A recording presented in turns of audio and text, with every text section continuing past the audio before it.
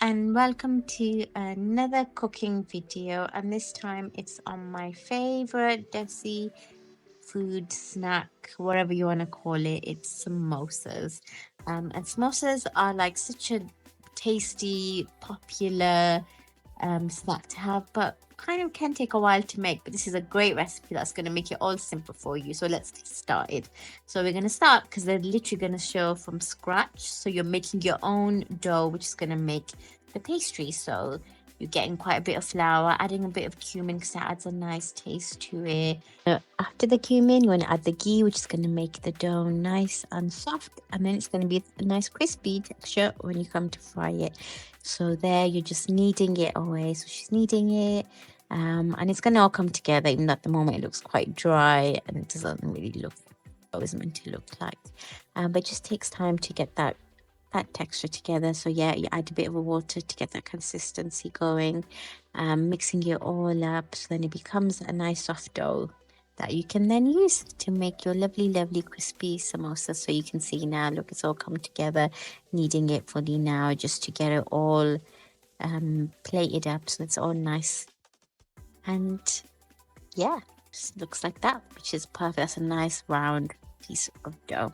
So you can add a little bit more on just to make it a bit more softer. And now it's okay. So we're going to put the dough to the side and let that set. And now we're going to make the filling for the samosas. So it's always meat, keema or chicken, and they're using chicken here. So they're frying the chicken, bit of salt, and again your usual spices, your desi spices, bit of chili, a bit of turmeric. Whatever you want, if you want to add extra stuff, a bit of green chili, curry powder, it's all getting mixed in there. Your typical chicken kind of dish that you make, the chicken filling that's gonna go so nicely in your samosas. So yeah, and then buffalo sauce, which is an extra.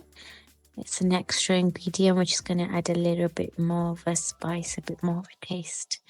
But yeah, let's see how that turns out. Most people do have like keema samosas or veg, but chicken can be quite nice and it can be quite healthy as well. So yeah, so you can add any other spices to this, but this is turning out quite a nice color.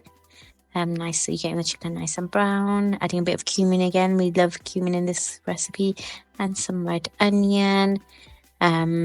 And some people add potato if you want. That's another option to add.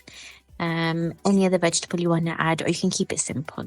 Just really depends, what you or your family want to go for. And that's pretty much it. Now we're going back to the dough, and you can see you're pressing it. She's pressing it there just to make sure it's like all done and it's pliable to now make the pastry.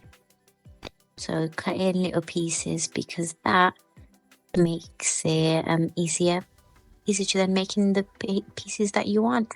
So you're kind of doughing it out and making it flat. So what we're trying to do now is just make like the dough into like almost a bit like what we call chapatis or roti, but it's for the samosa pastry.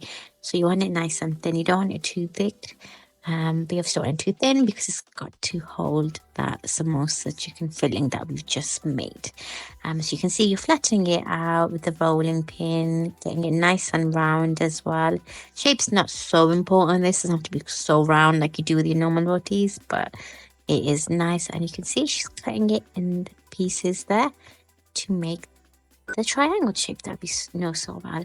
So yeah, you take one corner and the other, and the idea is to glue it down. So you can use it with a bit of water, a little bit of flour that makes natural glue and helps you stick it down.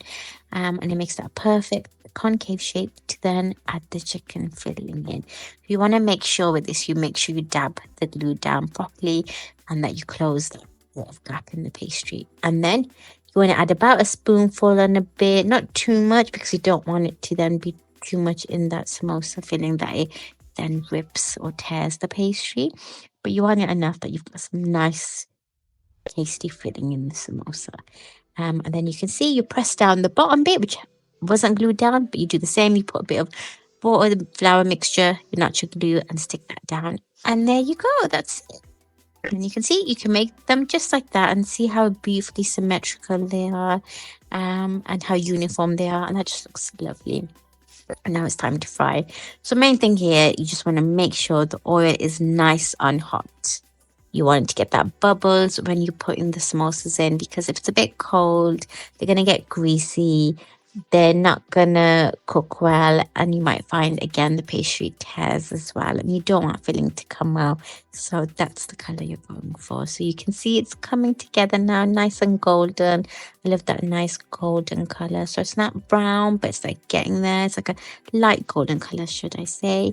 And that way, you know, they're getting cooked nicely. Like, it's not just being cooked, you know, on the outside. It's also the filling.